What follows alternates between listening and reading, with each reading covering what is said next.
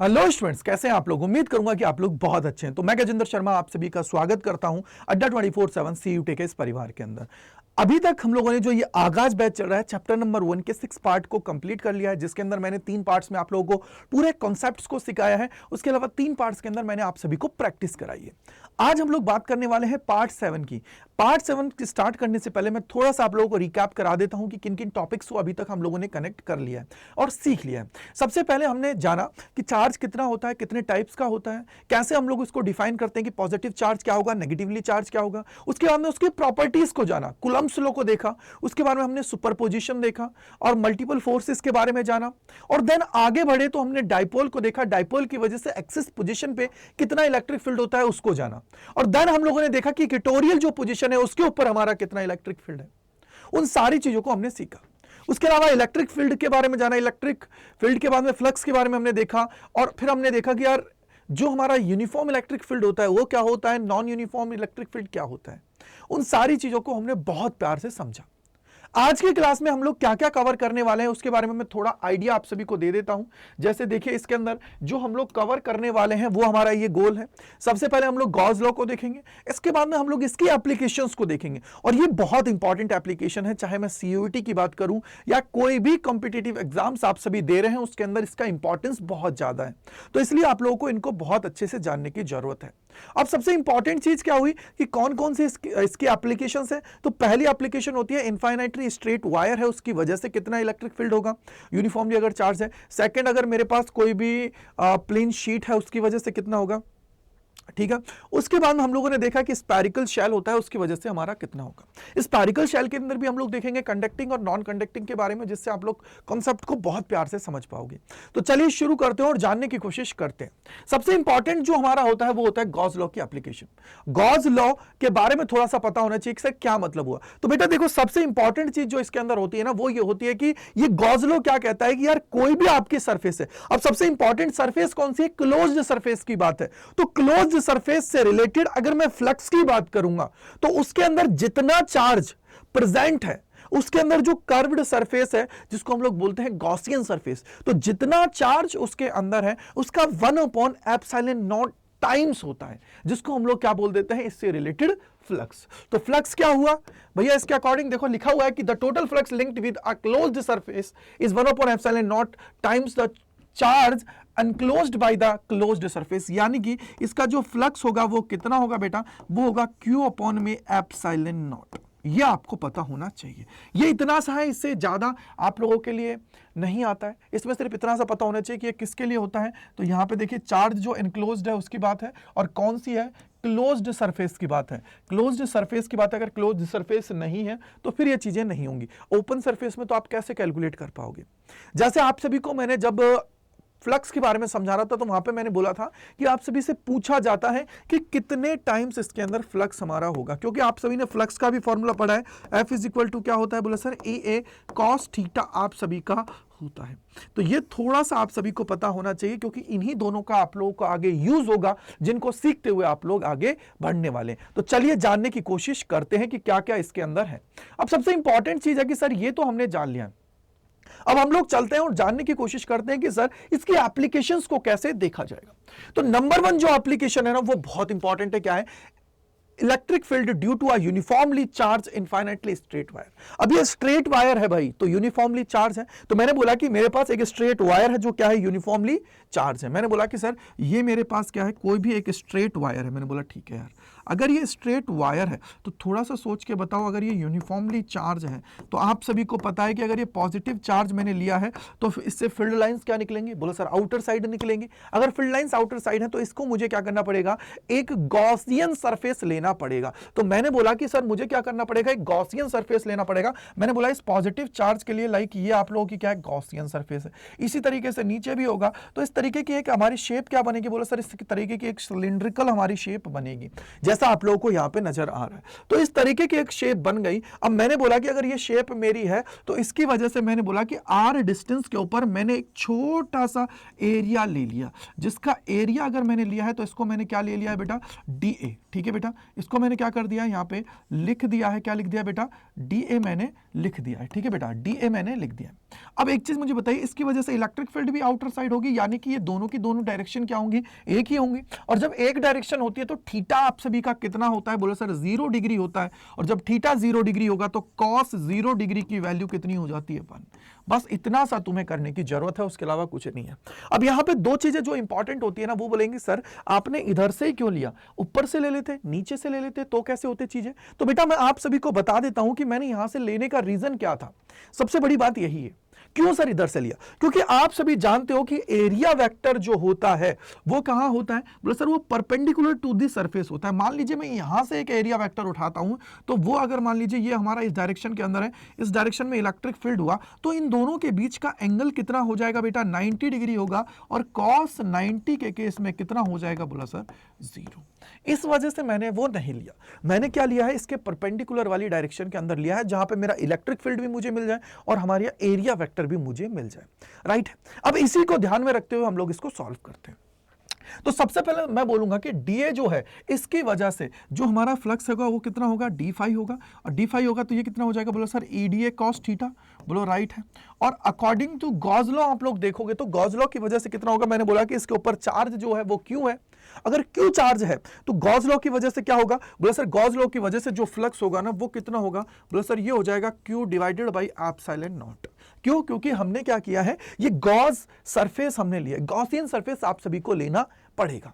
Right, समझ में आ गया होगा। अगर ये समझ में आ गया है तो अब मेरे को एक चीज बताइए, आप लोग कंपैरिजन कब करोगे, जब ये फाई है यानी कि फ्लक्स है और ये क्या है, डी फाई है। तो इस डी फाई से पहले मुझे कहां जाना पड़ेगा, फाई के ऊपर जाना पड़ेगा। और फाई के ऊपर जब जाओगे तो आप लोगों को क्या करना पड़ेगा, बोला सर इसका इंटीग्रेशन कर दो। अगर ये इंटीग्रेशन होता है तो यहां पे कितना हो जाएगा, बोला सर ये हो जाएगा EA, राइट है बेटा। और ये कितना हो जाएगा, कॉस थीटा। और थीटा कितना होगा, बोले सर इस कंडीशन के अंदर मैं अगर थीटा की बात करता हूं तो ये कितना हो जाएगा, 0 डिग्री, यानी कि हमारा कॉस 0 डिग्री कितना हो जाएगा मेरे भैया, 1। क्या हो जाएगा, कॉस 0 डिग्री कितना हो जाएगा, 1 आप सभी का हो जाएगा। यानी कि अल्टीमेटली आप सभी के लिए जो फाई आएगा वो कितना आएगा, EA। अब सबसे इंपॉर्टेंट चीज, इसको ऐसे ना लिख के आप ये भी कर सकते हो कि बोला सर अगर इसको मैं सॉल्व कर रहा हूं तो मान लीजिए ये तो मेरा फाई आ गया है, यहां पे कितना हो जाएगा, बोला सर E बाहर आ जाएगा, इंटीग्रेशन आ जाएगा DA का। ठीक है, अब आप मेरे को एक चीज बताओ, ये DA पार्ट किसका है, बोला सर इसका। पूरा जो आप लोगों का एक सिलिंड्रिकल शेप है उसी का पार्ट है, बोलो राइट है या नहीं। अगर ये सिलिंड्रिकल शेप का पार्ट है तो क्या सिलिंड्रिकल का आप लोग शेप है उसका एरिया आप नहीं बता सकते, क्यों, क्योंकि ये छोटा सा हिस्सा है बेटा। अगर ये छोटा सा हिस्सा है मतलब क्या हुआ कि sir DA DA DA DA DA DA ऐसे जोड़ते जाओगे, जब जाके आप लोगों को क्या मिलेगा, A मिलेगा, राइट है। तब जाके आपको क्या मिलेगा, A मिलेगा। अगर A तब मिलेगा तो इसका मतलब क्या हुआ कि सर A इसका कितना होता है, बोला सर वो होता है 2 पाई RH, बोलो राइट है नहीं। अगर H की बात है तो आप सभी को मैं बोलता हूं कि इसको हाइट ना लेके मैं इसकी लेंथ कंसीडर करता हूं कि ये कितना है, L कितना है, ये आपका कितना है, L है। अगर ये L है तो ये कितना हो जाएगा, बोले sir A is equal to हो जाएगा 2 पाई RL। बोलो समझ में आया नहीं है, ये हो गया A। अगर ये तुम्हारा A हो गया है तो क्या हमारा फाई इज इक्वल टू कितना हो जाएगा, बोलो सर E इंटू में कितना हो जाएगा बेटा, 2 पाई RL। बोलो राइट है नहीं है, ये तुम्हारे पास हो गया। अब तुझे चाहिए क्या, मुझे चाहिए इलेक्ट्रिक फील्ड। और इलेक्ट्रिक फील्ड कौन सा होता है, बोले सर यही तो है। तो दोनों को फाई फाई, दोनों को इक्विलेट कर दो तो कितना हो जाएगा, बोले सर E इंटू में 2 pi RL is equal to Q upon में एप्सिलॉन नॉट आप सभी का हो गया है। और अगर इसको थोड़ा यहां देखोगे तो E इज इक्वल टू कितना हो जाएगा, बोले sir E is equal to हो जाएगा Q अपॉन में 2 पाई एप्सिलॉन नॉट R और L। अब मुझे एक चीज बताओ, आप लोगों को मैंने 3 तरीके के डिस्ट्रीब्यूशन बताया था। एक मैंने बोला था लीनियर चार्ज डिस्ट्रीब्यूशन, एक मैंने बोला था कि आप लोगों को सरफेस चार्ज डिस्ट्रीब्यूशन, और एक था हमारा वॉल्यूम चार्ज डिस्ट्रीब्यूशन। 3 तरीके के मैंने डिस्ट्रीब्यूशंस आप सभी को समझाएं। अगर 3 तरीके के मैंने आप सभी को डिस्ट्रीब्यूशन समझाएं तो यहां पे भी तो एक लग रहा है, क्यों, क्योंकि देखो 3 तरीके के कौन कौन से होते हैं सर, एक होता है हमारा लैम्डा, एक हमारा होता है सिग्मा, और एक हमारा होता है रो। इसको हम लोग क्या बोलते हैं, वॉल्यूम वाला, इसको क्या बोलते हैं, वॉल्यूम। यानी कि सर इसको लिखोगे क्या, बोला सर इसको हम लोग जब लिखेंगे तो इसको लिखेंगे चार्ज पर यूनिट वॉल्यूम, ठीक है, इसको क्या लिखेंगे, बोलो sir charge per unit area, और इसको क्या लिखते हैं, बोलो sir charge per unit length. ये 3 तरीके का मैंने डिस्ट्रीब्यूशंस आप सभी को समझाया था। अब यहां पे भी कुछ आ रहा है, बोलो सर क्या देखो, क्या ये दिखाई दिया सबको, बोलो सर दिखाई दिया है, यानी कि इसको मैं क्या लिख सकता हूं, बोलो सर लैम्डा लिख सकता हूं। ये कितना हो जाएगा 2 पाई एप्सिलॉन नॉट और आर। बोलो कितने लोगों को समझ में आया, लैम्डा अपॉन में 2 पाई क्या है, लैम्डा अपॉन में 2 पाई एप्सिलॉन नॉट आर। अब एक चीज मुझे बताओ, बहुत सारे लोग तो ये कहेंगे कि सर क्या मैं इसको ऊपर नीचे 2 से मल्टीप्लाई कर दूं, क्यों, उसके पीछे का रीजन ये है, देखो अगर ये 2 से मल्टीप्लाई होगा तो ये हो जाएगा 4, और 4 होगा तो 2 लैम्डा डिवाइडेड बाय कितना हो जाएगा बेटा, ये हो जाएगा 4 पाई एप्सिलॉन नॉट और आर, राइट है। अब ये 1/4 पाई एप्सिलॉन नॉट की वैल्यू क्या होती है, के, यानी कि 2 के लैम्डा अपॉन में आर। तो क्या मैं ये भी नहीं लिख सकता, बोला सर 2 के लैम्डा अपॉन में आर, क्या ये हमारे पास आ जाएगा, बोला सर बिल्कुल आ जाएगा, कोई दिक्कत की बात नहीं है। तो इस तरीके से तुम लिख सकते हो, यानी कि हमारे पास 2 फॉर्मूले हो गए ई के। अगर आप लोग नॉर्मली लिखना चाहते हो तो ई इज इक्वल टू हो जाएगा लैम्डा अपॉन में 2 पाई एप्सिलॉन नॉट आर, ठीक है, और इसके अलावा लिखना चाहते हो तो ई इज इक्वल टू 2 के लैम्डा अपॉन में आर। क्या इजीली लिख सकते हैं, बोला सर बिल्कुल लिख सकते हैं, ठीक है, ये हमारे पास हो गया। अब सबसे इंपॉर्टेंट चीज कि E इज इक्वल टू क्या आ गया, लैम्डा अपॉन में 2 pi epsilon not, 2 pi epsilon naught और आर। क्या मैं यहां इलेक्ट्रिक फील्ड की बात करूं तो क्या इलेक्ट्रिक फील्ड की बात करते हैं तो क्या होगा, वो इनवर्सली प्रोपोर्शनल आर के होगा, यानी बोला सर ऐसा क्यों, क्योंकि बेटा देखो लैम्डा जो होता है वो होता है चार्ज पर यूनिट लेंथ, तुम लेंथ को चेंज नहीं कर रहे हो, और चार्ज जितना है उतना ही है, चार्ज तो वेरिएबल नहीं है कि ऐसा थोड़ी है ना कि थोड़ी देर में बढ़ जाएगा फिर कम हो जाएगा, ऐसा पॉसिबिलिटीज नहीं है। सेकंड चीज अगर मैं बात करता हूं 2 की, पाई की और एप्सिलॉन नॉट, ये भी कांस्टेंट है, बच्चा क्या है आर, आर हमारा क्या है वेरिएबल है। आर के मतलब क्या है, बोला सर इससे जो हमारा चार्ज है उससे इस पॉइंट की जो डिस्टेंस है उसकी मैं बात कर रहा हूं, जिसको मैंने क्या कंसीडर किया है, आर मैंने कंसीडर कर लिया है कि ये बिंदु क्या है बेटा आर, राइट है। अगर ये आर है तो ये हमारे पास आ गया। अब इसका ग्राफ क्या बन सकता है, अगर मैं ग्राफ की बात करता हूं तो देखो अगर ग्राफ तुम लोग कंसीडर करते हो तो मैंने बोला कि भैया यहां पे तुम इलेक्ट्रिक फील्ड ले लो, यहां पे तुम लोग क्या ले लो आर। अब मुझे एक चीज बताओ, यहां पे इलेक्ट्रिक फील्ड और आर की जब बात की जाती है तो इनके बीच में रिलेशन कौन सा है कि बोला इसकी वैल्यू बढ़ी तो इसकी वैल्यू कम, यानी कि आर अगर ज्यादा हुआ तो उस केस में तेरा इलेक्ट्रिक फील्ड है वो क्या हो जाएगा कम। इलेक्ट्रिक फील्ड कितना हो जाएगा बेटा कम हो जाएगा। तो इट मींस मैंने यहां पे एक चीज समझी कि सर अगर आर और ई की बात करते हैं तो दोनों के बीच में इनवर्सली रिलेशन है। क्या है, इनवर्सली रिलेशन है। अगर इनवर्सली रिलेशन है तो बना दीजिए, अगर इनवर्सली रिलेशन है तो इसका मतलब क्या हुआ कि एक जब बढ़ेगा तो दूसरा क्या होगा कम होगा, राइट है। तो ये हमारा क्या हो जाएगा ई इनवर्सली हो जाएगा 1/r। यहां पे किस किस के बीच में है ई वर्सेस आर का, ये आप लोगों का क्या है ग्राफ है, समझ में आया, ये आप लोगों का क्या है ग्राफ है। ई वर्सेस आर का आप सभी को क्या है ये ग्राफ मिल गया। अब सबसे इंपॉर्टेंट चीज है कि ग्राफ का मतलब क्या है कि एक वैल्यू अगर बढ़ रहा है तो दूसरी वैल्यू की क्या हो रही है कम हो रही है, डिक्रीज हो रही है। ये थोड़ा सा आपके दिमाग में होना चाहिए। अब ग्राफ इसलिए है कि कई बार आप लोगों से बोर्ड में भी पूछ लिया जाता है, कई बार सीयूईटी एग्जाम हुआ या किसी और एग्जाम में जाते हो तो वहां पे आप लोगों से ग्राफ्स पूछ लिए जाते हैं, तो उसके अंदर आप लोगों को दिक्कत ना हो इसलिए आप लोगों को ग्राफ्स के बारे में थोड़ा आइडिया होना चाहिए। तो आप लोग इसका स्क्रीनशॉट ले लीजिए जिससे आप सभी को कोई दिक्कत ना हो, ठीक है बेटा। आई होप कि आप लोगों ने स्क्रीनशॉट इसका ले लिया होगा। अब चलते हैं आगे। सेकंड जो एप्लीकेशन है वो है uniformly charged infinitely plate sheet, या इसको प्लेन शीट, इसको हम लोग प्लेट शीट नहीं है इसको प्लेन शीट लिख लीजिए, ठीक है प्लेन, ठीक है। अब सबसे इंपॉर्टेंट चीज है कि सर कैसे होगा इसके अंदर। भैया पहले आप लोगों ने क्या लिया था, यहां पे आप सभी ने कंसीडर किया था एक इनफाइनाइटली लॉन्ग वायर को, और वायर की वजह से कितना निकला था, बोले सर वायर की वजह से अगर मैं ई की बात करता हूं तो ये हमारा था लैम्डा अपॉन में 2 पाई एप्सिलॉन नॉट और आर, राइट है मेरे भाई, ये हमारा निकला था। अब मुझे एक चीज बताओ यार कि अगर आप सभी को अगर ये पता है तो मैंने बोला कि एक शीट मैंने ली है। अब शीट क्या है, यूनिफॉर्मली चार्ज है, राइट है। अब यूनिफॉर्मली चार्ज अगर मेरी शीट है तो शीट के केस में क्या होगा सर कि यहां पे हमने बोला कि हमने एक इसके क्या किया गॉसियन सरफेस हमने इसके लिए बना ली। अब गॉसियन सरफेस हमने बना ली है तो उसके बाद में मैंने देखा कि यार क्यों ना, मैंने जो गॉसियन सरफेस बनाने के बाद में मैंने बोला कि ये जो इसका मिड पॉइंट है उससे मैंने एक आर डिस्टेंस के ऊपर क्या ले लिया बेटा, एक पॉइंट लिया पी। उसी तरीके से दो सरफेसेस हुई, देखो इस तरीके से यूनिफॉर्मली चार्ज है तो एक आर पॉइंट पे इधर हुआ, एक आर पे इधर होगा, तो मैंने एक और इधर की साइड कंसीडर कर लिया। अब सबसे इंपॉर्टेंट चीज इसके अंदर समझना, मैंने बोला कि मैं बोलता हूं कि यार इस पॉइंट के ऊपर मैंने यहां पे एरिया वेक्टर और इस डायरेक्शन को दोनों को एक लिया। क्यों? उसके पीछे का रीजन ये है कि जब ये सरफेस इस तरीके से रखी हुई है, इस तरीके से रखी हुई है, तो उस केस में आपका एरिया वेक्टर और इसके वजह से इलेक्ट्रिक फील्ड जो है उनकी डायरेक्शन जो होगी ना, इलेक्ट्रिक फील्ड वेक्टर की और जो एरिया वेक्टर है, दोनों की डायरेक्शन क्या होने वाली है? एक होने वाली है। अब जब दोनों की डायरेक्शन एक होती है तो उस केस के अंदर आप सभी को पता होना चाहिए कि इस केस में थीटा कितना हो जाता है? 0 डिग्री। अब मैंने बोला कि सर इसका मैंने एक एरिया उठा लिया, ठीक है। अगर इसका एरिया उठा लिया और यहां से मैंने बोला कि ये हमारा क्या है? एरिया वेक्टर है, ठीक है बेटा। ये क्या हुआ? Area vector. ये कहीं पे आपको ds भी नजर आ जाएगा और dA भी आ जाएगा, डोंट वरी, ठीक है। और यहां से इलेक्ट्रिक फील्ड की डायरेक्शन क्या है? बोला सर ये है। तो इस केस में इन दोनों के बीच का एंगल कितना हो जाता है? 90 डिग्री। उसी तरीके से अगर मैं इधर भी कंसीडर करता हूं बेटा, तो उस केस के अंदर क्या हुआ? थोड़ा सोचना। उस केस के अंदर क्या हुआ कि ये हमारे पास क्या हो जाएगा? बोला सर ये ds या dA मैंने इसको कंसिडर कर लिया और इधर वाला इलेक्ट्रिक फील्ड होगा और उस केस में भी क्या होगा? दोनों के बीच में 90 डिग्री एंगल बनेगा। और यहां पे आप लोगों का ये जो है, इन दोनों की डायरेक्शन एक होगी तो थीटा कितना हो जाएगा? 0 डिग्री। यानी कि सर अगर मैं रिजल्टेंट देखता हूं तो मेरा इस वजह पे तो हमारा फ्लक्स कितना हो जाएगा? 0। क्योंकि भैया जब एरिया वेक्टर इधर है, इलेक्ट्रिक फील्ड की इधर से डायरेक्शन है, तो लाइन कैसे क्रॉस करेंगे उस एरिया को? नहीं कर सकती। क्योंकि हम लोग क्या बोलते हैं? बोला सर जितनी लाइन है जो उस एरिया से रिलेटेड है, जो गॉस लॉ ने क्या बोला कि हमें बोला था कि जो भी हमारी फ्लक्स होगी वो उस चार्ज जो होगा वो इनक्लोज्ड होगा उस सरफेस के अंदर, उससे रिलेटेड हम लोग यहां पे बात करने वाले। यानी कि जो मेरा फाई होता है वो कितना होता है? बोले सर क्यू अपॉन में एप्सिलॉन नॉट होता है। तो इसीलिए आपको थोड़ा कॉन्सेप्ट पे काम करने की जरूरत है। यानी कि सर अगर मैं अब यहां पे देखो, इस सीट की वजह से आपको बहुत सारी चीजें बताई जाएंगी, लेकिन उतना आपको टाइम वेस्ट नहीं करना है, क्योंकि सीधा सिंपल है यार, हमें फ्लक्स पे काम करना है। जितना हमारा फ्लक्स होगा उतनी चीजें हम लोगों को क्या करनी है? कंसीडर करनी है। बोलो राइट है या नहीं? राइट है, सबको समझ आ गया। अब मुझे एक चीज बताइए, अगर मैंने ये ds लिया है तो क्या होगा? थोड़ा सोचना।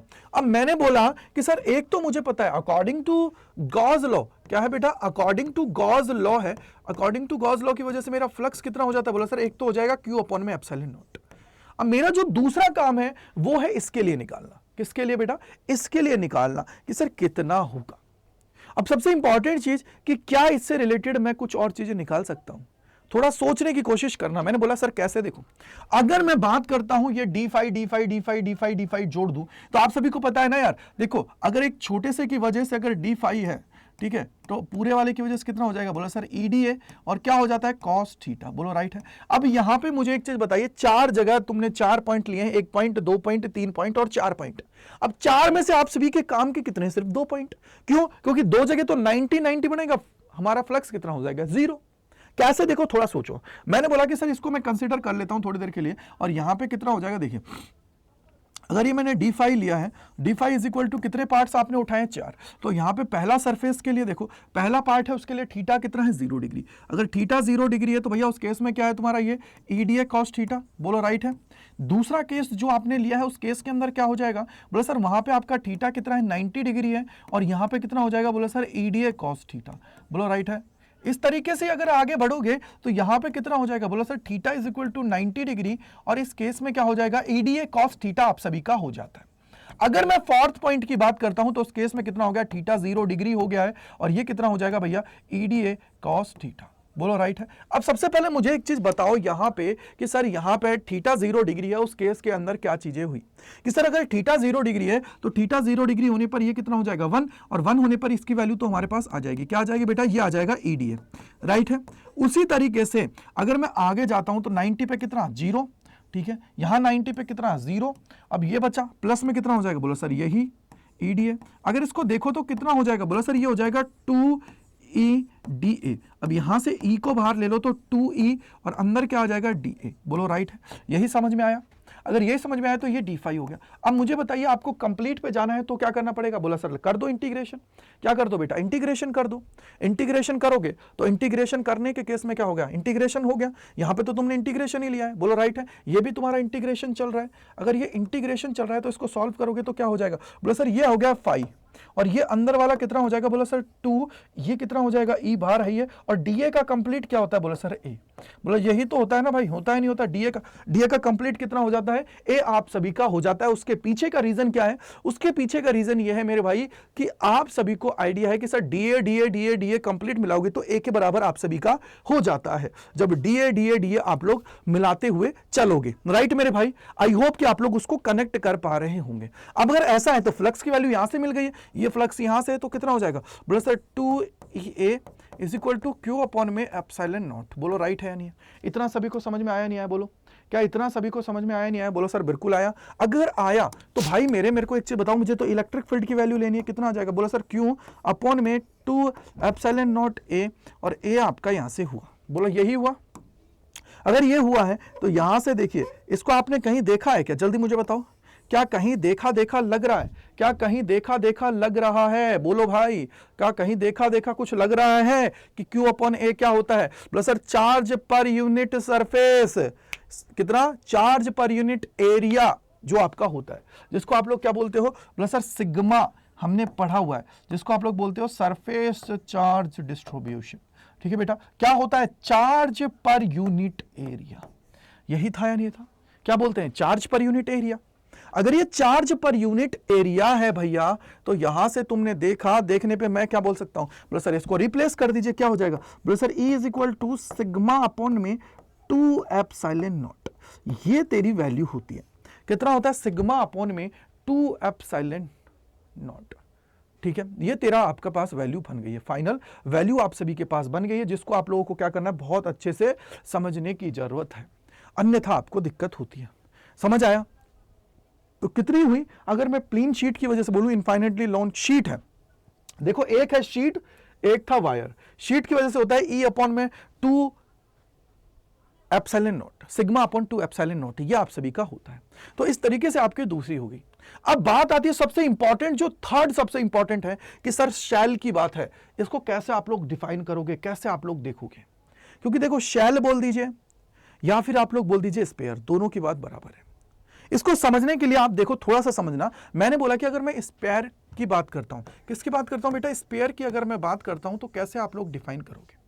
बोला सर स्पेयर की जब भी बात की जाएगी, इसकी अगर हम लोग देखते हैं तो कैसे डिफाइन करेंगे? बोला सर इसको दो तरीके से हम लोग देखते हैं। एक होता है होलो, बोलो होता है नहीं होता? एक तो होता है होलो जो बिल्कुल खाली है भैया, चार्ज जो है उसकी सरफेस के ऊपर है, होलो है। ठीक है, अगर होलो है तो इसको बोलते हैं होलो स्पेयर। ठीक है, होलो स्पेयर होता है, इसी को आप लोग बोल देते हो थिन शेल। क्या बोल देते हो? होलो स्पेयर। और इसी को आप लोग क्या बोल देते हो बेटा? इसी को आप लोग बोल देते हो थिन शेल। क्या बोल देते हो? थिन शेल बोल देते हो। इस शेल के केस में भी क्या होता है? आप लोगों का जो चार्ज है वो कहां पे होगा? उसकी सरफेस के ऊपर। सेकंड जो इसके अंदर देखने को मिलता है वो होता है बेटा सॉलिड। क्या है बेटा? सॉलिड। अब ये सॉलिड में क्या होगा? बोला सर सॉलिड जो होता है ना, इसके अंदर जो चार्ज होगा ना, सॉलिड स्फीयर की बात है, चार्ज कहां होगा? बोला सर इसके अंदर की बात है। चार्ज कहां है? इसके अंदर। सॉलिड है पूरी तरह, सॉलिड। वो नहीं होता सॉलिड बॉडी एकदम। एक होता है खोखला, जिसको हम लोग बोलते हैं खोखला, या मैं बोलूं उसको बिल्कुल कि होलो, उसको बोल दिया इंग्लिश में, और हिंदी में अगर मैं बोलूं तो वो क्या होता है? खोखला। एक होता है सॉलिड। अब ये सॉलिड जो है ना, जनरली आप लोग नहीं पढ़ते हो। अब शेल की बात है तो बेटा शेल, अभी बहुत सारे बोलेंगे सर रिंग की वजह से, तो बेटा रिंग आप लोगों के सिलेबस का पार्ट नहीं है, ये शेल है। शेल तक आप लोग चीजों को समझ सकते हो। अब इसके अंदर भी क्या होता है, जब हम लोग पढ़ते हैं तो इसको हम लोग दो तरीके से पढ़ते हैं। एक होता है नॉन कंडक्टिंग, ठीक है बेटा, एक क्या होता है? नॉन कंडक्टिंग आप सभी का होता है, और दूसरे की जब भी मैं बात करता हूं तो वो होता है कंडक्टिंग। समझ में आया? क्या होता है? कंडक्टिंग की मैं बात इसके अंदर कर रहा हूं। एक हो गया कंडक्टिंग, एक हो गया नॉन कंडक्टिंग। ठीक है, कंडक्टिंग बोल दीजिए या इसी को बोल दीजिए मेटेलिक। ठीक है, ठीक है, ठीक है, मेटेलिक हम लोग इसको बोल देते हैं। समझ में आया? इसको क्या बोल देते हैं बेटा? इसी को आप लोग बोल दीजिए मेटेलिक। क्या बोल दीजिए? मेटेलिक। एक सेकंड, हमने थोड़ा सा डबल टी ज्यादा लगा दिया, एक मिनट रुको। मेटेलिक, ठीक है बेटा। और इसको हम लोग क्या बोलते हैं? नॉन कंडक्टिंग या डाइलेक्ट्रिक भी बोल देते हैं। क्या बोल देते हैं? डाइलेक्ट्रिक। ठीक है, क्या बोल देते हैं? डाइलेक्ट्रिक। अब सबसे इंपॉर्टेंट चीज जो होती है, उसी तरीके से जब सॉलिड होता है, सॉलिड को भी हम लोग दो तरीके से पढ़ते हैं। एक होता है हमारा कंडक्टिंग। क्या होता है बेटा? एक तो हम लोग बोल देते हैं कंडक्टिंग, ठीक है बेटा, और दूसरा होता है नॉन कंडक्टिंग। इसको बोल दिया जाता है नॉन कंडक्टिंग। ठीक है बेटा, ये हमारे पास हो गया नॉन कंडक्टिंग। अब इसमें जो सबसे इंपॉर्टेंट चीज है कि होलो, नॉन कंडक्टिंग, कंडक्टिंग, इन सभी को हम लोग एक साथ पढ़ेंगे। क्या पढ़ेंगे? एक साथ, क्योंकि इस केस में क्या होता है, चार्ज जो होता है ना वो आपके सरफेस के ऊपर ही होता है मोस्टली। तो ये जो तीनों है ये ऑलमोस्ट, ये मान लीजिए एक ही है, ऑलमोस्ट क्या है, एक ही है। अब हम लोग जो तीसरा अलग से पढ़ेंगे ना वो होगा नॉन कंडक्टिंग, और कंडक्टिंग हमने देख लिया, ठीक है। कंडक्टिंग हम लोग देखेंगे, नॉन कंडक्टिंग को अलग से, जो सॉलिड नॉन कंडक्टिंग है ना यार, इसको थोड़ा अलग से देखेंगे, जिससे आप सभी को कॉन्सेप्ट और क्लियर हो जाएगा। आई होप कि आपको समझ में आ गया कि यार स्पेयर को हम लोग दो तरीके से देखेंगे, होलो, होलो को हम लोग क्या बोलते हैं, थिन शेल भी बोल देते हैं, ठीक है। अब इसको कंडक्टिंग और नॉन कंडक्टिंग का केस लेंगे, फिर हम लोग बोलेंगे कि कंडक्टिंग और नॉन कंडक्टिंग है, उन दोनों केसेस में क्या होगा कि चार्ज जो होगा इसकी सरफेस के ऊपर आ जाएगा। जैसे आप बताइए, होलो के अंदर भी अगर इंजेक्शन से आप इंजेक्ट करते हो तो अंदर तो खाली है, ऊपर जाके क्या होगा, चार्ज क्या होगा, वापस से उसकी सरफेस से उसके ऊपर चला जाएगा। तो वो केस है आपका नॉन कंडक्टिंग और कंडक्टिंग, जिसको आप लोग यहाँ पे कंसिडर कर रहे हो, ठीक है बेटा। तो चलिए अब हम लोग देखते हैं कि इलेक्ट्रिक फील्ड देखते हैं कितना होता है ड्यू टू हमारा कंडक्टिंग, नॉन कंडक्टिंग, क्या है, कंडक्टिंग, नॉन कंडक्टिंग और सॉलिड कंडक्टिंग स्फीयर की वजह से, जिसको आप लोग शेल भी बोलते हो, यानी कि थिन शेल भी आप लोग उसको कंसिडर कर लेते हो। चलिए जानने की कोशिश करते हैं। चलिए सबसे इंपॉर्टेंट जो चीज है ना उसको हम यहाँ पे देखने की कोशिश करते हैं। जो सबसे इंपॉर्टेंट है वो क्या है बेटा, हम लोग इसको पढ़ रहे हैं कंडक्टिंग, ठीक है। अब ये कंडक्टिंग किसका है बेटा, ये कंडक्टिंग है होलो का। किसका है बेटा, होलो का। होलो का क्या है बेटा, कंडक्टिंग हो गया, नॉन कंडक्टिंग हो गया, ठीक है बेटा। नॉन कंडक्टिंग अगर आएगा तो एक ही है, इसका मतलब समझ लेना, दिमाग में बिठा लो, कंडक्टिंग और solid, solid conducting, conducting, solid conducting हो गया। क्या है बेटा, सॉलिड कंडक्टिंग स्पेयर, क्या है बेटा, इसको बोल दीजिए स्पेयर, या इसी को बोल दीजिए थिन शेल, थिन शेल। इस सभी को एक से ही हम लोग समझने की कोशिश करते हैं। क्या है, कैसे है, देखने की कोशिश करिए। मेरे को क्या करना पड़ेगा, बोले सर एक सबसे पहले एक स्पेयर कंसीडर करना पड़ेगा जिसके ऊपर चार्ज कितना है, उसकी सरफेस के ऊपर क्या हो, चार्ज हो, उसकी सरफेस के ऊपर क्या हो, चार्ज हो। तो मैंने बनाया एक स्पेयर, बोला कि सर ये मैंने क्या बना लिया है, एक स्पेयर बना लिया, ठीक है बेटा, एक स्पेयर, राइट है। अब ये थोड़ा सा स्पेयर एक शेल बनी है नहीं बनी है, एक बार थोड़ा सा चेक करना, क्या ये गोला बना है सही, चलो ठीक है। इसकी सरफेस के ऊपर क्या है, चार्ज हमारा है, अंदर नहीं है बेटा, इसकी सरफेस के ऊपर चार्ज है। अगर इसकी सरफेस के ऊपर चार्ज है तो थोड़ा सोच के मुझे बताइएगा, जिससे आपको और कॉन्सेप्चुअल क्लियरिटी मिले। मैं नहीं बोले कि सर इसकी रेडियस कितनी है बेटा, रेडियस इसकी है r, ठीक है बेटा, रेडियस कितनी है, r है। अब यहां से हमने क्या किया, एक पॉइंट लिया P पॉइंट, और उस P पॉइंट की डिस्टेंस कितनी है, वो है यहाँ पे, ये P पॉइंट है यहाँ पे, और इस P पॉइंट की बात कर रहे हैं तो इसकी डिस्टेंस कितनी है यहाँ से, वो है स्मॉल r, ठीक है। अब मुझे एक चीज बताइए कि अगर P पॉइंट आप सभी ने लिया है तो मुझे क्या करना पड़ेगा, उसके ऊपर एक गॉसियन सरफेस लेनी पड़ेगी। क्या लेनी पड़ेगी बेटा, गॉसियन सरफेस लेनी पड़ेगी। तो मुझे क्या बनाना है, गॉसियन सरफेस। तो मैं बोलता हूं कि सर ये मेरी क्या है, एक गॉसियन सरफेस बन गई है। थोड़ा सा देखिएगा बेटा, थोड़ा सा, ये मेरी क्या है, गॉसियन सरफेस है। अगर ये गॉसियन सरफेस है बेटा, तो गॉसियन सरफेस बनाने के बाद में मैंने बोला कि यार ये मैंने छोटा सा एरिया ले लिया, ये छोटा सा एरिया ले लिया है, ठीक है बेटा। अगर ये छोटा सा एरिया ले लिया है तो एक चीज मुझे बताओगे, चार्ज अगर ऐसा है तो इसके परपेंडिकुलर हमारा क्या होगा, इसका एरिया वेक्टर होगा। बोलो बिल्कुल करेक्ट है सर। और इसी डायरेक्शन में क्या होगा, बोला सर इलेक्ट्रिक फील्ड भी होगा। दोनों एक ही डायरेक्शन में होंगे, इलेक्ट्रिक फील्ड वेक्टर भी इसी डायरेक्शन में होगा। तो उस वजह से मैं बोलता हूं कि सर इसके ऊपर एंगल जो बन रहा है ना वो क्या है। अब देखो यहां पे ये बाहर क्यों होंगे, बोले सर ये हमारी होती है पॉजिटिव के लिए होती है, रेडियली क्या होती है बेटा, आउटवर्ड डायरेक्शन में, आउटरवर्ड डायरेक्शन के अंदर हमारी होती है, रेडियली आउटरवर्ड डायरेक्शन के अंदर। अब सबसे इंपॉर्टेंट चीज है कि सर थीटा कितना है, यहाँ पे मेरे को एक चीज बताएगा कोई, थीटा कितना है। देखो सबसे पहले आपने क्या लिया, एक स्पेयर लिया, स्पेयर भी क्या लिया, होलो लिया है, उसके ऊपर क्या है, सरफेस के ऊपर चार्ज डिस्ट्रीब्यूटेड है, उसकी रेडियस कितनी लिया, r, और उसकी वजह से मैंने एक पॉइंट P लिया है, उसके ऊपर क्या बनाया मैंने, गॉसियन सरफेस बना लिया है। गॉसियन सरफेस पे मैंने क्या किया है, एक DA ले लिया है। क्या ले लिया, DA, क्या है, गॉसियन सरफेस। तो सबसे पहले कंसीडर मैं कर रहा हूं कि अगर ये गॉसियन सरफेस है तो थीटा कितना हुआ इस केस के अंदर, बड़ा सर थीटा हो जाता है 0 डिग्री। अगर थीटा 0 डिग्री है भैया तो इस सरफेस के लिए, इस सरफेस के लिए मेरे को बताओ, सरफेस के ऊपर तो इसको हम लोग क्या बोलते हैं, बोला sir sigma is equal to क्या हो जाता है, चार्ज पर यूनिट एरिया। यानी कि चार्ज की बात करोगे तो चार्ज क्या हो जाएगा, बोला सर सिग्मा ए, बोलो राइट है नहीं है, बोलो राइट है नहीं। और एरिया कितना हो जाएगा, बोला सर एरिया की बात है, कितना हो जाएगा एरिया, जल्दी से मुझे एक बार बताइए एरिया कितना हो जाएगा। बोला सर इसके लिए एरिया निकालोगे तो वो हो जाएगा 4 पाई आर स्क्वायर। बोलो राइट है नहीं, जल्दी से एक बार मुझे बताइए कितना हो जाएगा 4 पाई आर स्क्वायर। बोलो बिल्कुल करेक्ट है सर। अगर मैं यहां पे बात करूं according to Gauss law, Gauss law के अकॉर्डिंग कितना हो जाएगा, बोला क्यू इनसाइड डिवाइडेड बाई कितना हो जाएगा, बोला sir epsilon not. Q inside divided by क्या हो जाएगा, एप्सिलॉन नॉट। और अगर मैं बात कर रहा हूं यहां पे आउटर साइड की, पहला पॉइंट लिख लीजिएगा कॉपी में, क्या है आउटसाइड की मैं बात कर रहा हूं। आउटसाइड का मतलब क्या है कि जो स्मॉल आर है वो ग्रेटर देन है कैपिटल आर से। क्या है, स्मॉल आर जो है ना वो कैपिटल आर से ग्रेटर देन है, बड़ा ही है ना भैया। देखो आर रेडियस है, इससे पॉइंट आर जो है छोटा आर वो बड़ा है। अगर वो बड़ा है तो उस केस को थोड़ा कंसीडर करो।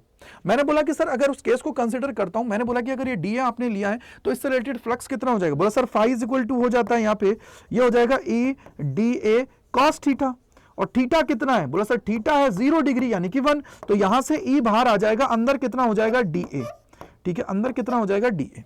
बोलो राइट है। अगर अंदर मेरे भाई डी ए हो गया, अब ये मैंने क्या लिखा है क्लोज्ड लगा है, उसके पीछे का रीजन पता है क्या है, क्यों लिखा है क्लोज्ड, उसके पीछे का रीजन ये है कि क्लोज्ड सरफेस के लिए अगर ये डी ए आ गया है मेरे भैया तो यहां से क्या आ जाएगा, बोलो सर ई डी ए। समझ आ गया, क्या आ गया बेटा, ई डी ए आप सभी का यहां पे आ गया है। अब सबसे इंपॉर्टेंट मेरे को एक चीज बताओगे कि बोला ये डीए किसका पार्ट है, बोला सर डीए जो पार्ट है वो इसका है, किसका, ये जो आउटर सरफेस पे है जिसके लिए आर कितना है ये, तो इसके लिए अगर आप लोग निकालते हो ए तो ए कितना हो जाएगा, बोला सर इसके लिए ए हो जाता है 4 पाई आर स्क्वायर। बोलो राइट है नहीं है, 4 पाई स्मॉल आर स्क्वायर यही है। अगर यही है तो इसको क्या लिख सकते हो, बोला सर इसको लिख सकते हैं ई इंटू में 4 पाई आर स्क्वायर आप सभी का हो गया 4 पाई आर स्क्वायर। ये भी फ्लक्स की वैल्यू है, ये भी, अब ये मेरे फ्लक्स की वैल्यू आ गई है और इसके लिए फ्लक्स की वैल्यू कितनी आ गई है, बोला सर ये तुम्हारी फ्लक्स की वैल्यू, क्योंकि इसके लिए कितना हो जाएगा, बोला sir phi is equal to क्या है, बोला सर चार्ज इनसाइड कितना हो जाएगा, क्यू इनसाइड कितना हो जाएगा, बोला सर ये कितना हो जाएगा, बोला सर सिग्मा इंटू में 4 pi F R square divided by क्या हो जाएगा एप्सिलॉन नॉट। एक तो इस तरीके से करोगे, एक तो इस तरीके से करोगे, जो सबसे बेस्ट है, जो क्या है सबसे बेस्ट है। बोलो राइट है।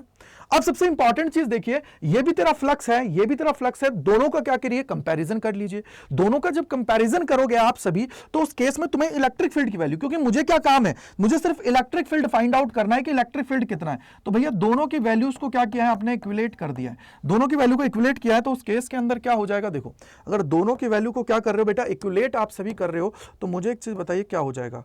बोलो सर यहां पे देखो ये हो जाएगा ई इंटू में 4 पाई आर स्क्वायर और यहां पे कितना हो जाएगा, बोलो सर सिग्मा इंटू में 4 पाई आर स्क्वायर और डिवाइडेड बाई कितना हो जाएगा बेटा एप्सिलॉन नॉट। राइट है। अगर ऐसा है तो यहां से देखिए 4 पाई से 4 पाई गया और यहां से देखो ई इज इक्वल टू कितना आ जाएगा, बोला sir sigma r square divided by epsilon naught और ये कितना हो जाएगा आर स्क्वायर। क्या यही आया नहीं आया, जल्दी से एक बार मुझे बताइए। सिग्मा आर स्क्वायर अपॉन में एप्सिलॉन नॉट आर स्क्वायर। बोला सर ये तो गलत है, हम तो कुछ और पढ़ते हैं। बोला सर ये तो नहीं होगा, हम तो कुछ और पढ़ते हैं। मैंने बोला बेटा ये तुम्हारा ओरिजिनल है, जो तुम पढ़ते हो ना वो भी मैं बता देता हूं। तुम लोग क्या पढ़ते हो जनरली, जो तुम्हारे टीचर्स होते हैं ना वो तुम्हें क्या पढ़ाते हैं वो भी मैं बता देता हूं। ये तुम्हारा हुआ sigma r square epsilon naught are square, ये तेरा हुआ। अब सबसे इंपॉर्टेंट चीज समझना जो थोड़ा तुम समझ पाओगे वो ये है कि तुम्हारे टीचर्स पता क्या कराते हैं, टीचर्स बोलते हैं कि चार्ज को क्या फाई इज इक्वल टू क्या ले लो, बोलो सर इसको क्यू अपॉन ए ले लो, बस इसको बोल देते हैं क्यू अपॉन ए ले लो। और ये जो क्या हो गया देखो यहां पे क्या हो जाएगा Q upon epsilon not, sorry क्या बोल देते हैं क्यू अपॉन में एप्सिलॉन नॉट, आप सभी इसको ले लीजिए, क्या बोल दीजिए क्यू अपॉन में एप्सिलॉन नॉट ले लो। जिससे क्या होगा यहाँ पे फ्लक्स कितना निकला है, वो निकला है यहाँ पे ई इंटू में 4 पाई आर स्क्वायर। ठीक है बेटा, अगर ऐसा है तो यहां पे देखो दोनों के बराबर करोगे तो ये हो जाएगा क्यू अपॉन में epsilon naught is equal to हो जाएगा ई इंटू में 4 पाई आर स्क्वायर और यहां से ई इज इक्वल टू कितना हो जाएगा, बोलो सर क्यू अपॉन में कितना हो जाएगा 4 पाई एप्सिलॉन नॉट और ये कितना हो जाएगा भाई आर स्क्वायर, जिसको आप लोग क्या लिखते हो के क्यू बाई आर स्क्वायर आप सभी लिख लेते हो। ये तुम्हारे पास हो गया के क्यू बाई आर स्क्वायर, तुम लोग लिख लेते हो जो तुम्हारे टीचर्स तुम्हें पढ़ाते हैं। बोला के क्यू बाई आर स्क्वायर आप लोगों का बिल्कुल करेक्ट है, राइट है।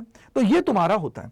अगर ये है भाई तो इसका मतलब भी तो यही है ना यार, यही है ना, इस क्यू को रिप्लेस करोगे तो भी तो वैल्यू वहीं पहुंचोगे। यानी कि चाहे यहां से देखो चाहे यहां से देखो आपको पता लग जाएगा कि ई इनवर्सली प्रोपोर्शनल किसके है 1 अपॉन आर स्क्वायर के।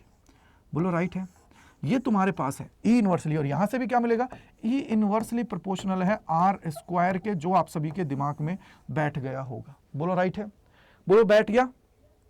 अगर इसी तरीके से मैं बोलता हूं कि सर ये तो क्या था, हमारी आउटसाइड पॉइंट था, आउटसाइड द सरफेस था, अगर इसी पॉइंट को पी को उठा के मैं सरफेस के ऊपर उठा लाऊं यहां पे, तो क्या होगा।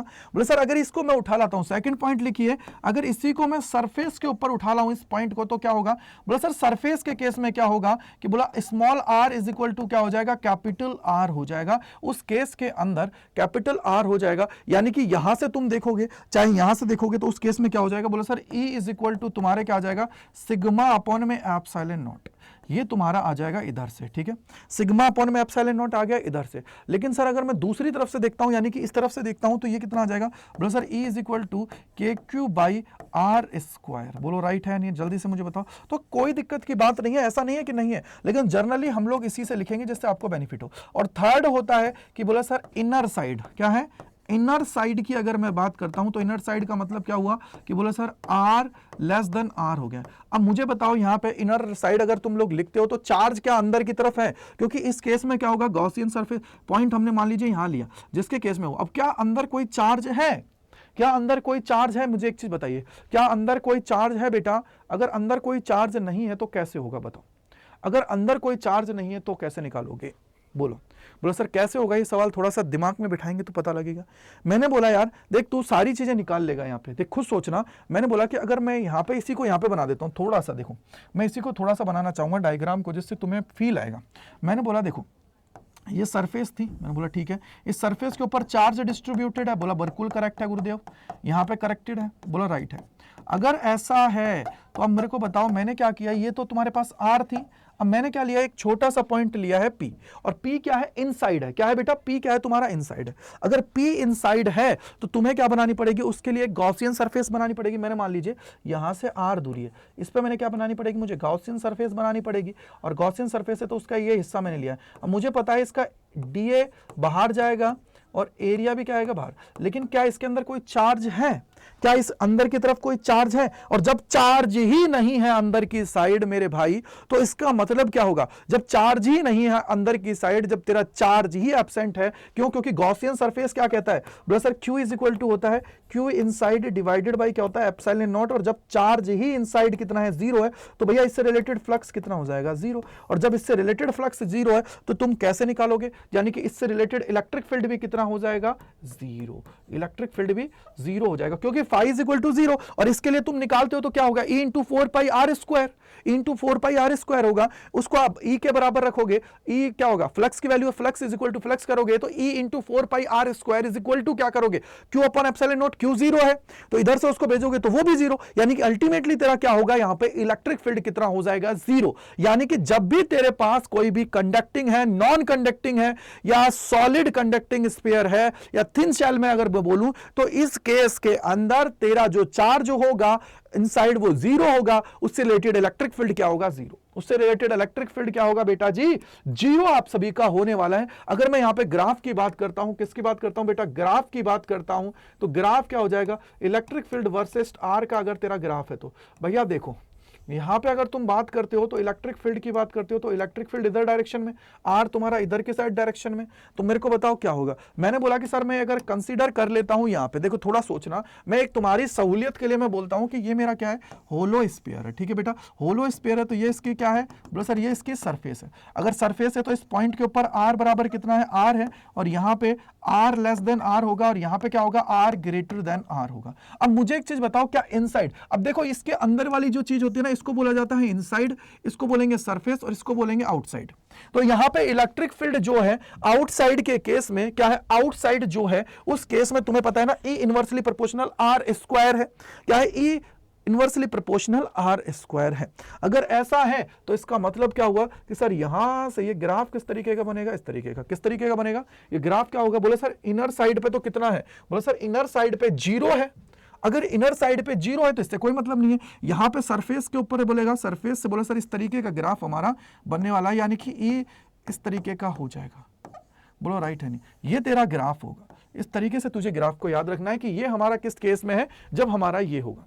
अब यहां पे बात आती है ना, वो होती है सॉलिड कंडक्टिंग या इनर साइड उसकी यूनिफॉर्मली चार्ज। इसको क्या बोलोगे? सरफेस चार्ज है, सरफेस के ऊपर चार्ज है। उसके अलावा इसी को क्या बोलते हैं? बोला सर इसको नॉन कंडक्टिंग भी बोल देते हैं। इसके अलावा हम लोग क्या बोल देते हैं? बोला सर सॉलिड कंडक्टिंग स्फीयर भी इसको हम लोग बोल देते हैं, या थिन शेल के लिए भी हम लोग इसको कह देते हैं। तो ये तुम्हें थोड़ा सा पता होना चाहिए, जो मैंने आप सभी को अच्छे से समझा दिया है। अब सबसे इंपॉर्टेंट जो है ना बेटा, उसकी बारी आती है। सबसे इंपॉर्टेंट, बहुत खतरनाक जो है, बोलो सर। चलिए, क्या है खतरनाक? वो है आप लोगों का नॉन कंडक्टिंग। क्या है बेटा? नॉन कंडक्टिंग की मैं बात करता हूं। नॉन कंडक्टिंग और क्या है? सॉलिड। नॉन कंडक्टिंग सॉलिड की मैं बात यहां पे करता हूं कि सॉलिड स्फीयर के लिए क्या होगा। एक मिनट मुझे दे दीजिए, मुझे इसको थोड़ा सा पेजेस ऐड करने होंगे। एक मिनट मुझे दे दीजिए, मुझे पेज एक ऐड करना पड़ेगा। नॉन कंडक्टिंग है, ठीक है, एक सेकेंड, एक सेकेंड। नॉन कंडक्टिंग की बात है। चलिए ठीक है, अब देखिए इसको मैं थोड़ा सा हटा देता हूं। नॉन कंडक्टिंग पे अब हम आते हैं। एक सेकेंड, ये लीजिए डिलीट। चलिए अब बात करते हैं सर क्या। देखो ये जो है ना, ये एग्जाम के पॉइंट ऑफ व्यू से ज्यादा इंपॉर्टेंट नहीं है। ये क्या हो रहा है भाई? हाँ ठीक है, डन। ये क्या प्रॉब्लम है भाई? एक मिनट रुकिए, देखने दो क्या प्रॉब्लम आ रहा है भाई। कुछ दिक्कत है? चलो देखते हैं।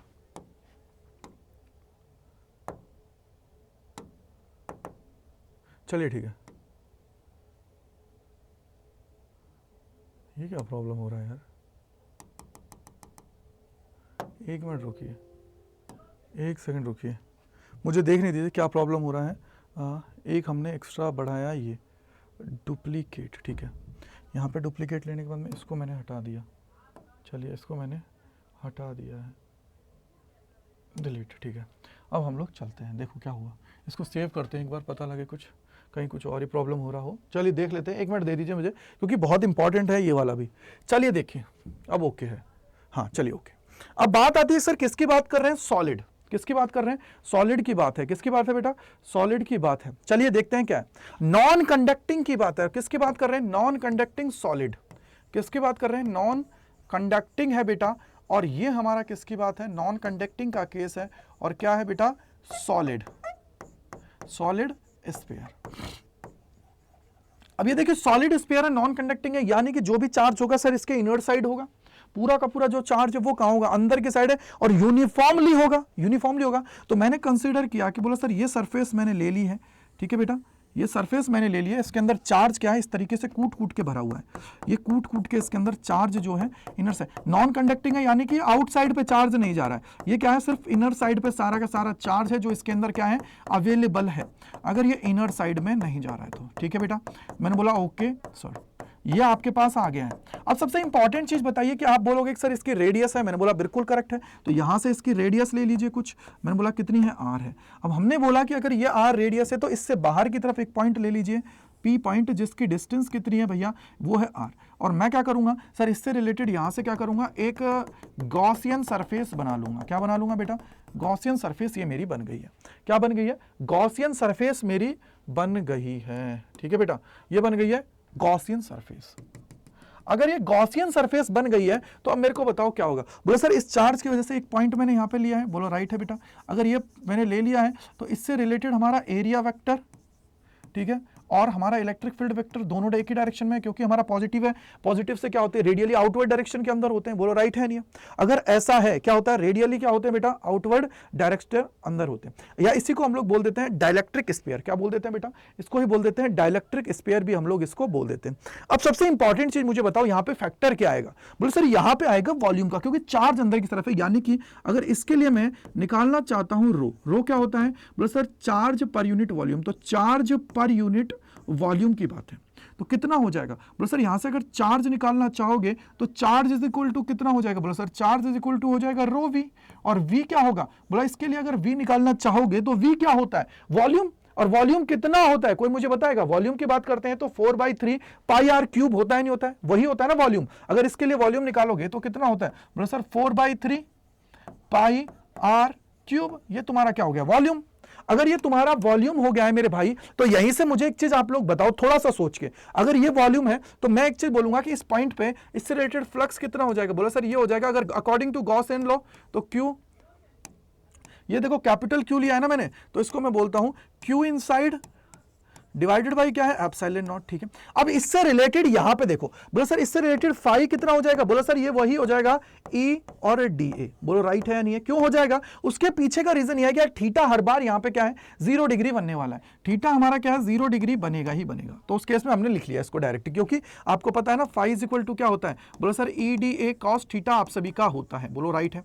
अगर ऐसा है तो, अगर ऐसा है तो इसका मतलब क्या हुआ, थीटा 0 डिग्री यानी कि 1 हो गया, पूरा 1 हो गया, तो ये हमारे पास आ गया, तो ये ठीक है। अब मुझे क्या करना है, बोलो सर इससे रिलेटेड है, अब मेरे को क्या करना है, ये फाई हो गया तो इससे रिलेटेड मैंने क्लोज सरफेस ले लिया, क्या ले लिया बेटा, क्लोज्ड सरफेस ले लिया। अब यहां पे देखो सबसे इंपॉर्टेंट चीज क्या हुई कि बोला सर अगर ये डीए है तो डीए के लिए क्या होता है कंप्लीट, अगर डीए मेरे पास है तो डीए का कंप्लीट क्या होता है, बोला सर एरिया, और इसका एरिया कितना होगा, बोला सर आउटर साइड के लिए इसका एरिया कितना होगा, कोई मुझे बताएगा आउटर साइड के लिए एरिया कितना होगा, बोला सर ये हो जाएगा 4 पाई आर स्क्वायर, बोलो हाँ या ना, स्पेयर के लिए बोलो राइट है नहीं, अभी पिछली क्लास में ही मैंने बताया है कितना हो जाएगा 4 पाई आर स्क्वायर, जो फ्लक्स हो गया है, यानी कि एक फ्लक्स तो यहां से मेरा निकल गया और एक फ्लक्स में यहां से उठाता हूं, या तो इसको नॉर्मली रख लो या फिर इसको जैसे भी सॉल्व करना चाहते हो ना वैसे, मैं इसको नॉर्मल रख के भी करा दूंगा, तुम्हें नॉर्मल का केस लेके भी करा दूंगा, डोंट वरी तुम टेंशन मत लो, दोनों तरीके से मैं इसको करा दूंगा। तो सबसे इंपॉर्टेंट क्या हो गया, बोला सर यहां से तो फ्लक्स कितना हो जाएगा, बोला सर ये हो जाएगा ई इंटू में 4 पाई आर स्क्वायर, बोलो राइट है सर, और यहां से कितना हो जाएगा, बोला सर इसको भी यहीं पे लिख लेता हूं मैं, ये तो एक इक्वेशन हो गई है। दूसरी क्या हो जाएगी, बोला sir phi is equal to Q inside, और क्यू इनसाइड कितना है, बोला सर ये है कितना है रो इंटू में 4/3 पाई आर क्यूब आप लोगों का हो गया, और यहां पे डिवाइडेड बाय क्या हो जाएगा, बोला सर ये हो जाएगा एप्सिलॉन नॉट।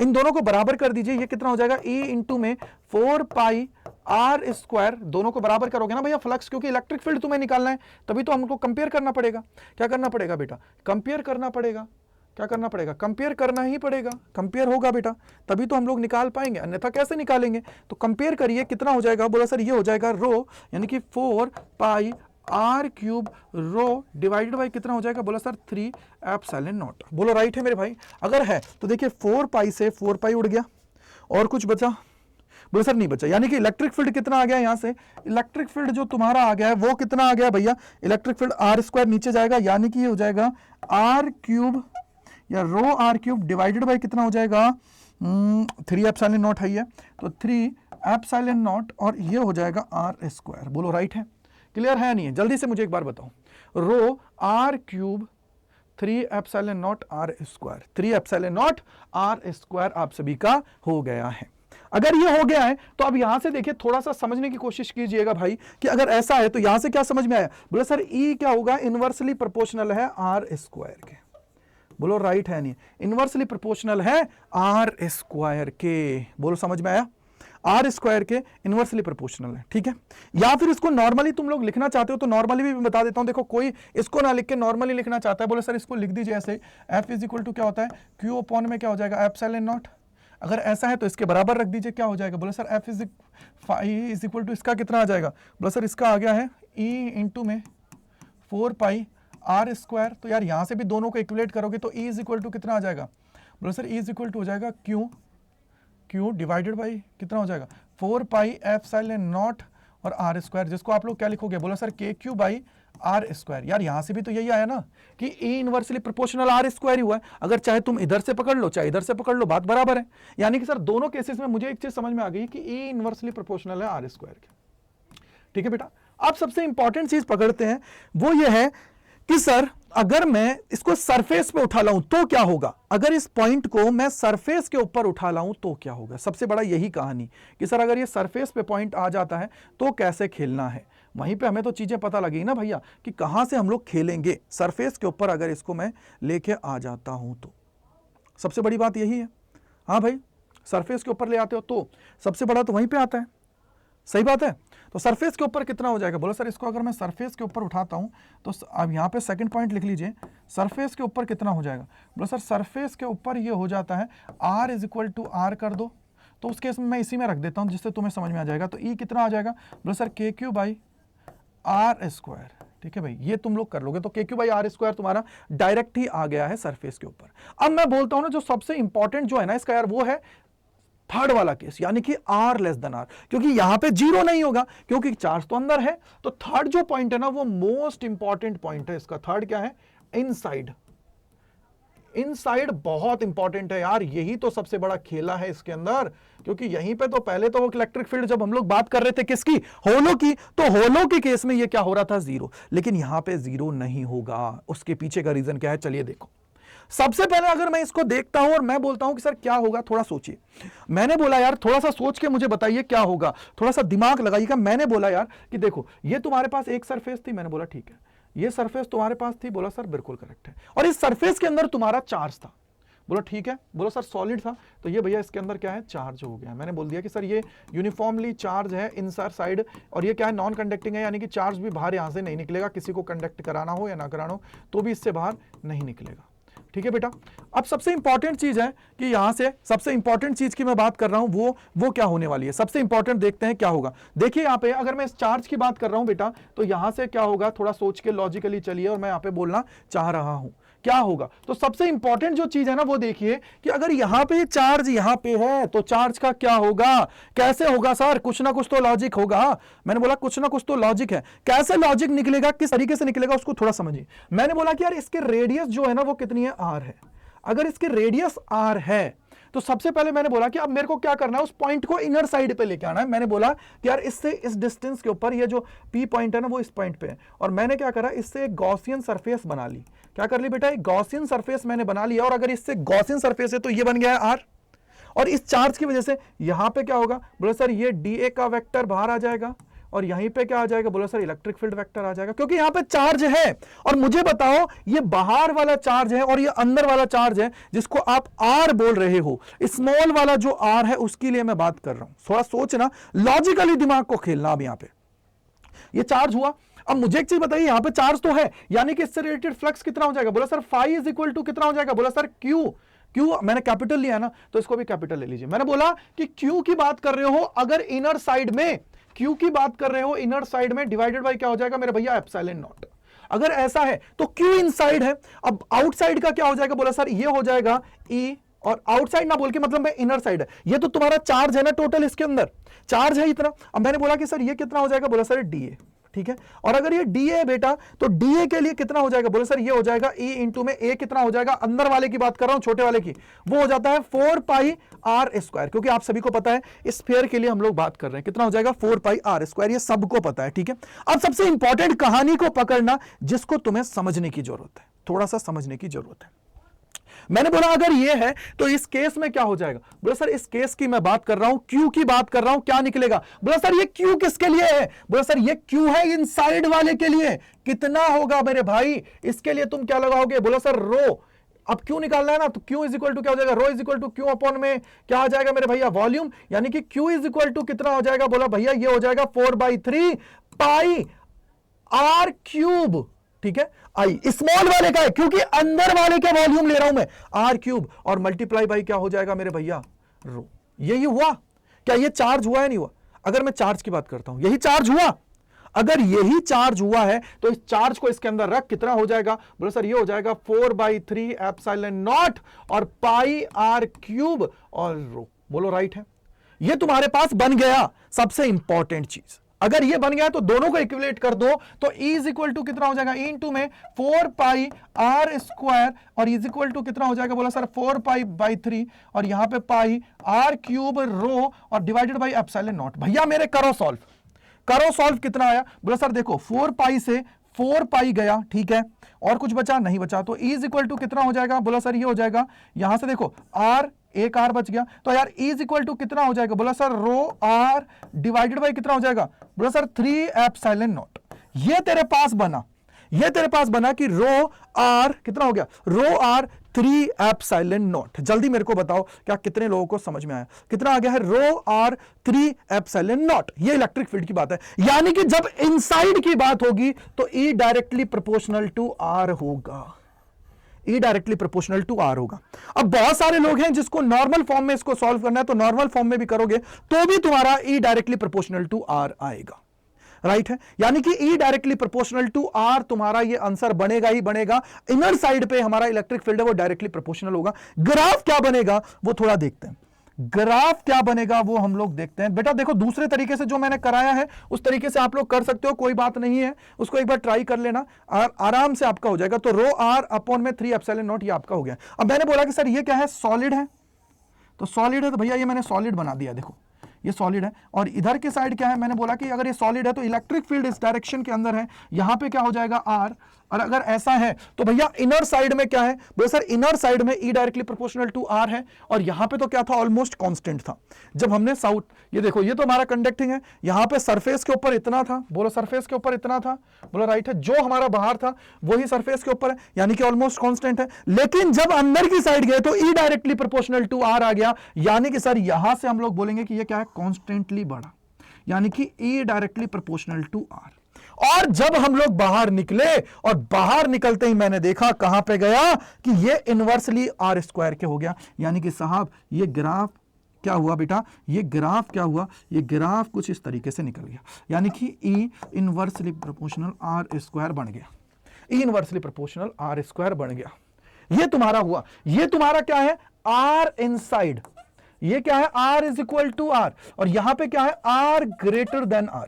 तो इस तरीके से तुम्हें यह समझने की जरूरत थी कि सर ये कैसे बनेगा, किस तरीके से खेला होगा इसका, राइट है। यानी जल्दी से एक बार मुझे बताओ क्या समझ में आया है नहीं आया, सबको समझ में आया है नहीं आया, क्योंकि इंपॉर्टेंट चीज है भाई, अगर इसको समझ लिया तो तुम्हारा काम हो जाएगा, तुम्हारा काम हो जाएगा।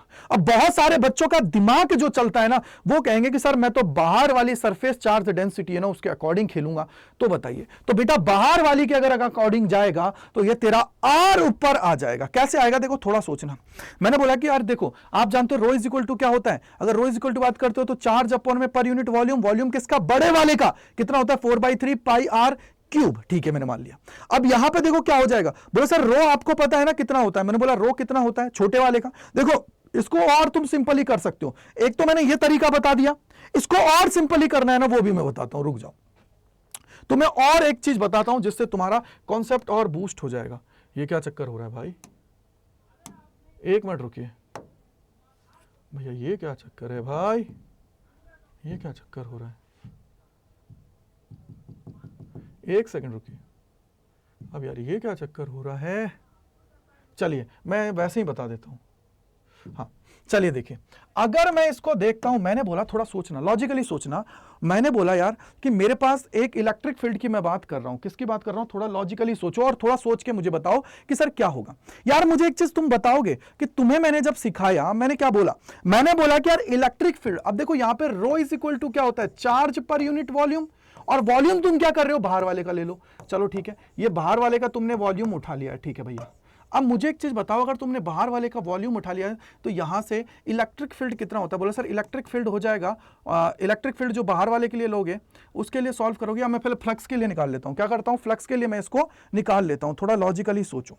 अगर मैं इसको फ्लक्स के लिए निकालना चाहूं तो इज इक्वल टू कितना होगा भैया, इज इक्वल टू भी तो बात आएगी ना, क्योंकि चार्ज की बात है और चार्ज के रिस्पेक्ट में तुम निकालोगे। मैंने बोला सर कैसे, देखो अभी तुमने निकाला क्या भैया, अभी तुम निकाल के आए हो ना इलेक्ट्रिक फील्ड, कहां गया यार, ये पीछे क्यों नहीं जा रहा, हाँ देखो ये रहा इलेक्ट्रिक फील्ड, कहां गया यार, हाँ इलेक्ट्रिक फील्ड तुम निकाल के आए हो रो R अपॉन 3 एप्सिलॉन नॉट, यही है। अब मैं बोलता हूं कि सर अगर मैं इसको बड़े वाले के कंसीडर करके छोटे वाले की तरफ लेके जाता हूं तो कैसे आएगा, हाँ चलो एक हो तो सही, चलो मैं इसी के अंदर आपको थोड़ा सा कंसीडर करता हूं, थोड़ा सा समझने की कोशिश कीजिएगा, ठीक है बेटा, थोड़ा सा समझने की कोशिश कीजिएगा, मेरे को 1 मिनट दो, 1 मिनट मुझे दो, जिससे मैं तुम्हारे प्रॉब्लम से उनका सोल्यूशन निकाल पाऊं। चलिए देखिए थोड़ा सोचो।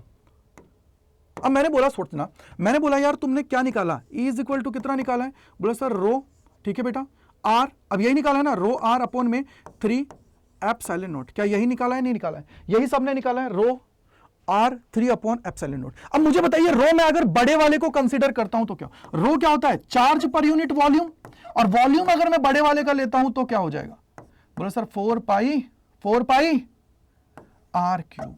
अगर मैं बड़े वाले का लेता हूं तो क्या हो जाएगा, बोला सर रो कंसीडर कर लो ये, और इसका क्या हो जाएगा चार्ज, ठीक है चार्ज हो जाएगा। अब मुझे एक चीज बताओगे तुम, बोले कि रो मैंने कंसीडर किया, चार्ज नीचे 3 ऊपर चला जाएगा, 3 ऊपर चला गया, नीचे क्या हो जाएगा 4 पाई आर क्यूब, ठीक है बेटा, इनटू में कितना हो जाएगा, बोले सर आर अपॉन में 3 एप्सिलॉन नॉट, भैया 3 से 3 गया, ठीक है।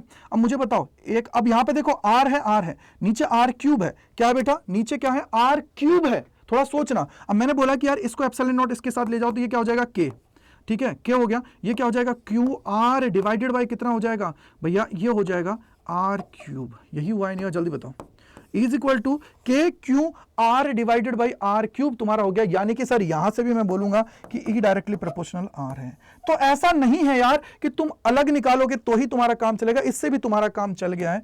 क्यों? उसके पीछे का रीजन क्या है? उसके पीछे का रीजन ये है कि यहां पे कॉन्सेप्ट क्लियरिटी होनी चाहिए कि किस तरीके से तुम्हें जाना है, क्योंकि जो बड़ा वाला है ना उसके लिए मैं रो कंसीडर कर रहा हूं चार्ज पर यूनिट, लेकिन अंदर वाले के लिए भी तो थोड़ा होगा। अंदर वाला क्या होगा कि सर जो है उसका मल्टीप्लिकेशन करके निकाल दो, जो है उसका मल्टीप्लिकेशन करके निकाल दो ना भाई, यही तो चीज हुई। मैंने क्या किया, अंदर वाला जो है उसका ये पार्ट ले लिया रो आर 3 अपॉन एप्सिलॉन नॉट, और रो मैंने किसका ले लिया, बाहर वाले का, क्योंकि मैंने यहां पे रो को चेंज नहीं किया था, मैंने रो को एज इट इज रखे था। रो किसके लिए है, बोला सर इस वाले के लिए, बाहर के लिए तो रो होगा, क्या होगा, rho is equal to charge per unit volume. फिर तुमने वॉल्यूम को सॉल्व करवाया, मैंने वॉल्यूम को कंसीडर ही नहीं किया था। यहां पे मैंने क्या किया था, चार्ज पर यूनिट वॉल्यूम को मैंने सॉल्व किया था, मैंने उसको छेड़ा ही नहीं, क्योंकि रो क्या है, बाहर वाले चार्ज के लिए तो होगा ना चार्ज पर यूनिट वॉल्यूम कितना है, उसकी बात है ना कि चार्ज पर यूनिट वॉल्यूम कितना है। ठीक है मेरे भाई, तो वो मैंने छेड़ा ही नहीं, मैंने डायरेक्ट तुम्हें, फिर मैंने क्या किया कि जब यहां से भी निकल रहा था, लेकिन तुम्हें तो भैया दिल की तसल्ली के लिए बोला सर ठीक है ना। तो एक चीज मुझे बताओ कि यहां पे क्या हो जाएगा, इज इक्वल टू क्या है, के क्यू आर डिवाइडेड बाय क्या हो जाएगा, आर क्यूब। तो इस तरीके से तुम्हें थोड़ा सा ध्यान से रखना है। तो यहां पे क्या हो जाएगा, E directly proportional to r, और ये इस तरीके का तुम्हारा ग्राफ आएगा जो आएगा नॉन कंडक्टिंग, और किसके खेद में, जब यूनिफॉर्मली चार्ज थिन स्पेरिकल हमारी क्या है, स्फीयर है। ठीक है, थोड़ा सा याद रखना, स्फीयर की बात है और नॉन कंडक्टिंग है। आई होप कि इससे आप लोगों को बहुत बेनिफिट होने वाला है, और मैंने पूरा गॉस लॉ लगभग 1-1.25 घंटे के अंदर मैंने आपको पूरा समझा दिया। इसके अंदर आपको एक भी अब आगे कुछ करने की जरूरत नहीं है, सीधा इसकी प्रैक्टिस करने की जरूरत है। अब सबसे इंपॉर्टेंट चीज कि जो भी बच्चा हमसे जुड़ना चाहता है, पढ़ना चाहता है, चीजों को, कॉन्सेप्ट को बहुत डीपली पढ़ना चाहता है, तो वो हमारे साथ जुड़ सकता है हमारे जो प्रीमियम बैचेस हैं उसके अंदर। अब प्रीमियम बैचेस के अंदर आप सभी को मिलने वाला क्या क्या है, वो सारी चीज मिलेंगे जो आपके एग्जाम को क्लियर कराने के लिए आप सभी के लिए रिक्वायर्ड है, और उसके लिए सिर्फ ज्वाइन करने के लिए आपको रिक्वायर्ड है वो है कूपन कोड Y485। तो जाइए, इसको ज्वाइन करिए और अपनी तैयारी है उसको नेक्स्ट लेवल पे ले जाइए, क्योंकि इससे बेहतरीन मौका आप सभी को नहीं मिलेगा अगर आपको तैयारी करनी है और एकदम तगड़े लेवल की करनी है। ठीक है बेटा, so thank you so much मेरे साथ जुड़ने के लिए। अड्डा 24/7 CUT चैनल पर कमेंट सेक्शन के अंदर जरूर बताएं कि कैसा लगा आप सभी को इसको पढ़ने के बाद, क्योंकि इसके बाद में कोई भी डाउट नहीं बचना चाहिए। सारा आपका हर एक एप्लीकेशन मैंने कंप्लीट करा दिया। ठीक है बेटा, तो thank you so much and bye bye to all, God bless you. Comment section के अंदर जरूर बताइएगा अपनी प्रतिक्रियाएं, जिससे हम लोग और दिन पे दिन चीजों को और अच्छे से करते जाएं। Thank you and bye bye to all बेटा।